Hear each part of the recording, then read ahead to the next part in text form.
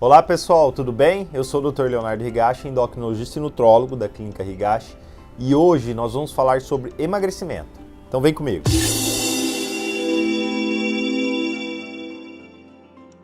Uma das perguntas que mais recebo no meu dia a dia é: doutor, como faço para emagrecer? Eu tenho muita dificuldade, já tentei de tudo. Então eu resolvi gravar esse vídeo para vocês falando sobre 10 passos importantes que, na minha visão de especialista, acho importante para quem busca um emagrecimento saudável. Primeiro ponto importante é o que leva uma pessoa a engordar. Logicamente, o excesso de peso é uma condição multifatorial.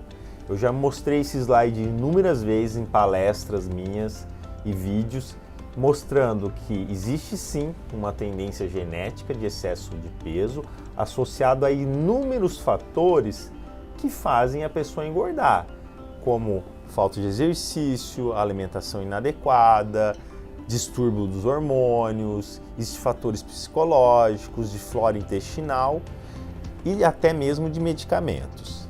Então, o primeiro ponto que eu queria falar com vocês é a respeito sobre déficit calórico. Não há dúvida que o mais importante para emagrecer é a alimentação.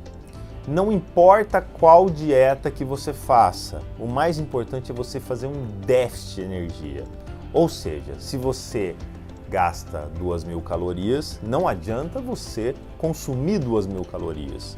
Você não vai sair do lugar. Você sempre tem que fazer um déficit energético.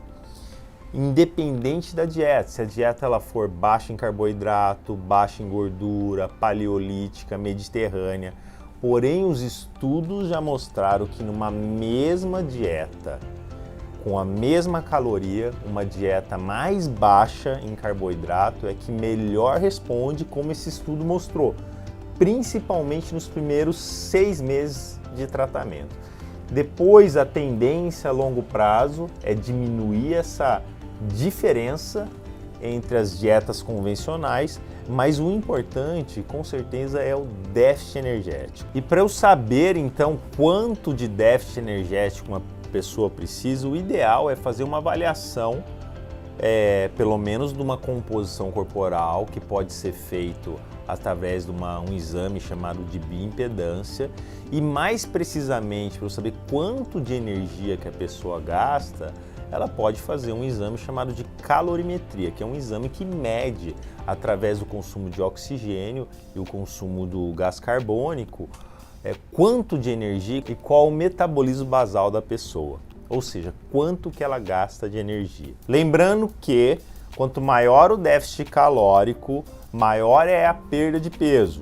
Porém, também, quanto maior o déficit calórico, maior é a chance, a possibilidade de você também perder massa muscular, o que também acaba tendo uma influência no seu metabolismo.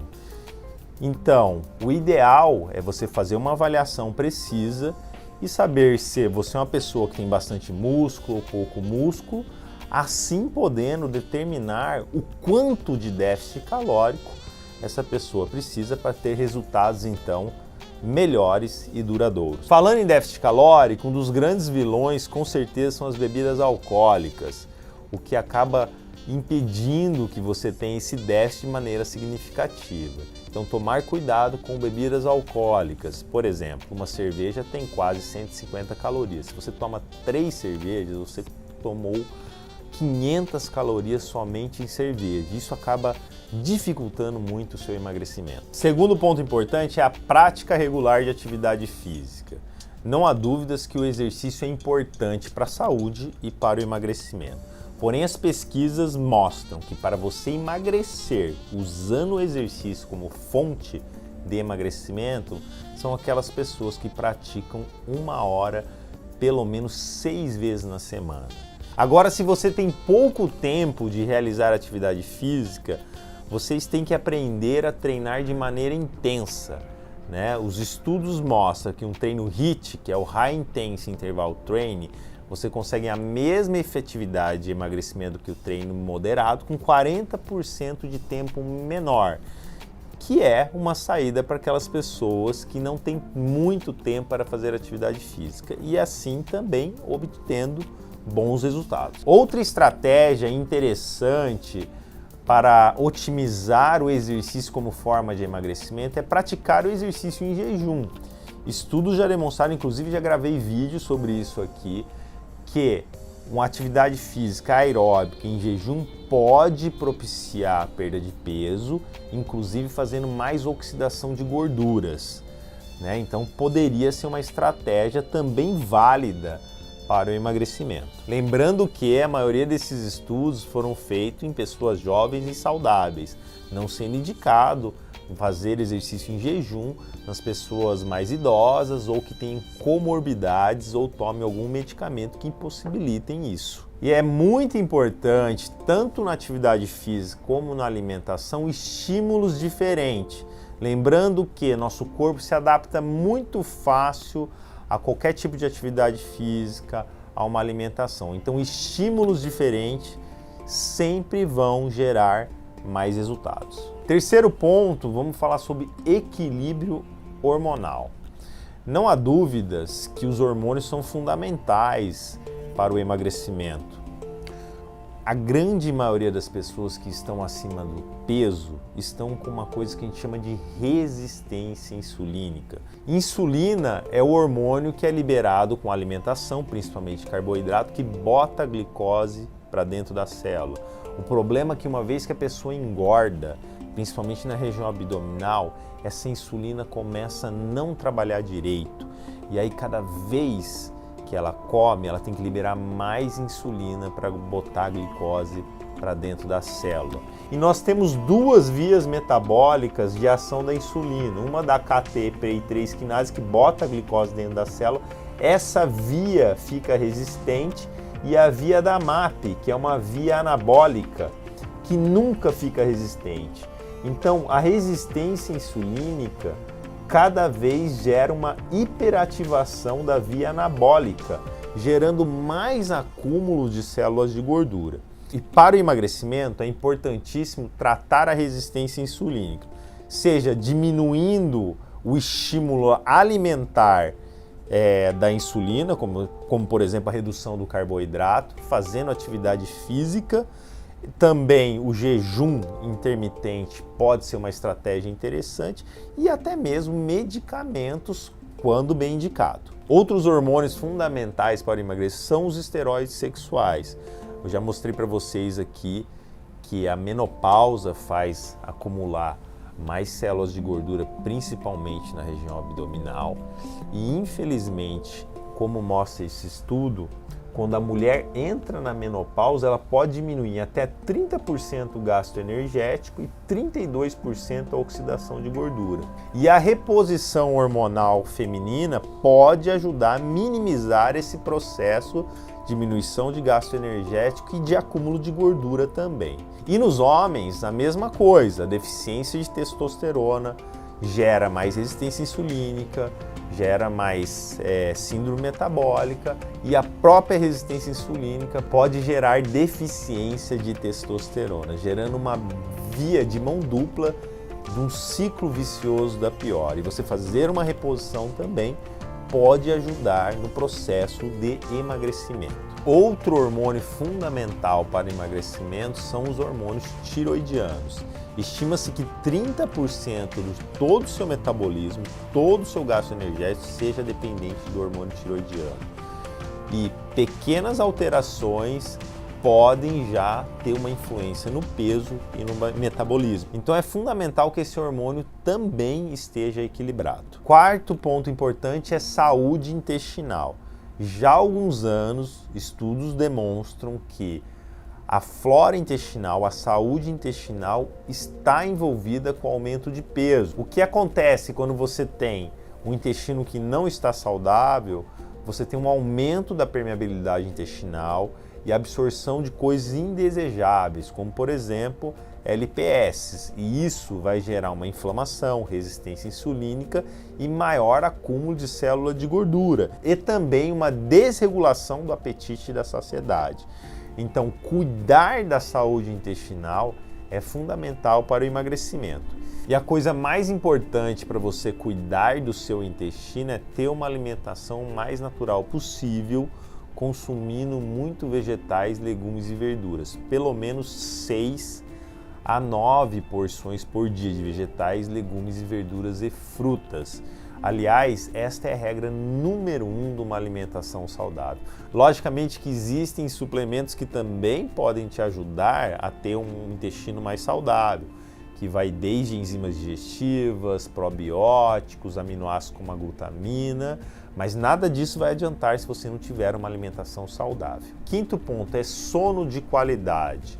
Não há dúvidas que você ter um sono de qualidade ajuda tanto na sua saúde como também no emagrecimento. Estudos mostram que você ter menos de 6 horas de sono por dia faz você piorar a sensibilidade à insulina, aumentando a secreção de grelina, que é um hormônio que aumenta o apetite, diminuindo a sensibilidade à leptina, que é o hormônio que inibe o apetite, além de diminuir a capacidade de atividade física, fazendo uma diminuição do seu metabolismo e aumento do peso e aumento do risco de diabetes e doenças metabólicas. Eu recomendo que vocês tenham pelo menos 7 horas de sono por dia, de uma maneira sincronizada, ou seja, o sono tem que ser durante a noite e não durante o dia. Sexto ponto importante é jantar cedo e ter todos os dias de 12 até 14 horas de jejum. Eu já demonstrei para vocês no vídeo anterior que teve um estudo que comparou 2 grupos com a mesma dieta, com a mesma atividade física. A única diferença era o horário de jantar. Aqueles que jantavam cedo, por volta das 7 horas, em comparação com aqueles que jantavam tarde, por volta das 10h30, emagreciam mais, em torno de 30% a mais, com a mesma dieta e com a mesma recomendação de atividade física. Então, jantar cedo e, obviamente, não comer mais nada depois, respeitando aí um período de 12 horas de jejum. O ideal é 14, que teve estudos que já demonstraram isso, que colocou pessoas obesas com síndrome metabólica e diabetes em 14 horas de jejum, e teve um resultado interessante na perda de peso e na melhora dos parâmetros metabólicos. Aliás, já há algum tempo tem se mostrado que um ritmo biológico sincronizado é aquela pessoa que dorme cedo, janta cedo, come menos à noite, ou seja, menos do que 30% do valor calórico total, acorda cedo. Isso tem um ritmo biológico sincronizado com o dia e isso está associado à saúde. O inverso está associado a doenças metabólicas, inclusive obesidade. Sétimo ponto importante é controle da compulsão e do estresse. Muitas pessoas são viciadas em açúcar. Aliás, estudos já demonstraram que o açúcar pode ser mais viciante que a cocaína.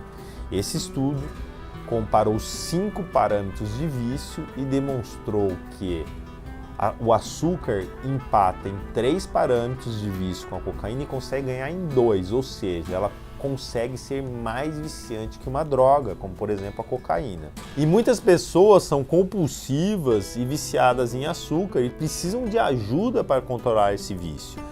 Essa ajuda pode ser desde medicamentosa, com suplemento, com terapia, com tratamentos específicos, porque é muito difícil uma pessoa conseguir emagrecer consumindo grandes quantidades de açúcar. Outra questão importante é o controle do estresse, que hoje em dia está muito frequente, que ele altera o eixo hipotálamo, hipófise adrenal, que faz também a busca por comfort foods, ou seja, alimentos que confortam, rico em carboidratos, que também podem prejudicar o emagrecimento. O oitavo ponto importante é a respeito das toxinas ambientais. Talvez seja o mais difícil de se botar em prática no dia a dia. Nós sabemos que tem várias substâncias tóxicas que estão no nosso dia a dia, como plásticos, conservantes, agrotóxicos, metais pesados, que fazem disrupção do seu sistema hormonal, ajudando ao acúmulo de células de gordura. E para você evitar isso, você tem que ter uma vida limpa, uma vida saudável, uma vida natural, com menos industrializados, comendo comida o mais natural possível e se preocupando com o uso desses cosméticos, desses plásticos, desses enlatados. Ou seja, não é uma tarefa muito fácil, mas eu recomendo que vocês comecem a prestar mais atenção nisso, porque isso, além de ser importante, não só por emagrecimento, é importante para a saúde. O nono ponto importante é de medicamentos. Chequem os medicamentos que vocês estão usando. Existem vários medicamentos do uso comum do dia a dia que podem prejudicar o emagrecimento. Nós podemos citar alguns anticonvulsivantes, alguns antihipertensivos, alguns remédios para ajudar no sono, alguns remédios para ansiedade, até mesmo para alergia. E não estou falando para vocês pararem nenhum tratamento médico, pelo amor de Deus, mas sim para conversar com o seu médico, para saber se esse medicamento que você usa pode estar contribuindo para uma dificuldade maior de emagrecimento. 10º ponto importante é eliminar o efeito sanfona. Estudos já demonstraram que toda vez que você emagrece, o seu metabolismo cai. Se você tem um emagrecimento importante, de mais de 10% do seu peso corporal, vai ter uma queda no metabolismo. Isso é um efeito fisiológico do seu corpo. E toda vez que você reengorda, esse metabolismo ele não volta ao patamar anterior, ele vai voltar um pouco abaixo, parece ser um mecanismo de proteção fisiológica do nosso corpo. Nós temos que lembrar que nossa genética é de sobrevivência. Nós somos os genes com maior capacidade de poupar energia numa eventual falta de comida.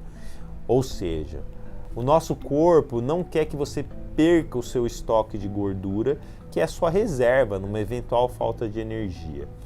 Então, se você vive no efeito sanfona, cada vez mais vai ficar mais difícil para você emagrecer, porque toda vez que você emagrece e volta a engordar, o seu metabolismo vai ficar pior. Então, daqui para frente, tente o máximo possível manter o peso. Mas estudos demonstram que essas alterações metabólicas que fazem você gastar menos energia, ou seja, baixando o seu metabolismo para engordar, e também essas alterações para você aumentar o consumo de energia, o que acontece quando você emagrece, vão persistir por em torno de 2 anos. Ou seja, depois desse período, se você conseguir manter o seu peso perdido por 2 anos, você vai ter mais facilidade para se manter no peso. Então é isso, pessoal. Os 10 passos que eu acho importante para você ter um emagrecimento saudável e sustentável é 1. Déficit calórico, independente da dieta que você fizer. 2. Atividade física, no mínimo 1 hora, 6 vezes na semana. 3. Cuide dos seus hormônios, né? Equilíbrio hormonal é fundamental. 4. Cuide do seu intestino comendo pelo menos 6 a 9 porções de vegetais, legumes e verduras. 5. Sono de qualidade. Ter pelo menos 7 horas de sono todos os dias e durante a noite. 6. O jantar cedo. Jantar cedo e tentar manter de 12 a 14 horas de jejum todos os dias. 7. Controle da compulsão alimentar e do estresse. 8. Tenha uma vida mais limpa, livre das toxinas, o mais natural possível, evitando os industrializados, enlatados, empacotados. 9. Cheque os medicamentos que pode ser que tenha algum que te prejudica. 10. Acabe de vez com o efeito sanfona, senão cada vez vai ficar mais difícil para o emagrecimento. Até a próxima e muito obrigado.